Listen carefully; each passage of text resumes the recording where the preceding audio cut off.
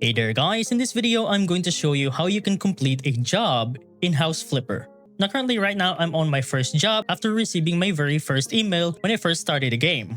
Now when you enter the house, you will see a list over on the top right that's going to appear that serves as a progress bar for your job. Now of course to do this, you just have to remove the trash, clean dirt, and then mount devices. Just press left click on the trash that you can find and then make sure everything is neat and tidy. Now I'm just going to skip ahead until I'm finished with the whole entire job. Now I would like to remind you as well that every room in the house has different tasks over on the top right. As you take a look, it says here bathroom, and over here on the living room it doesn't say anything else.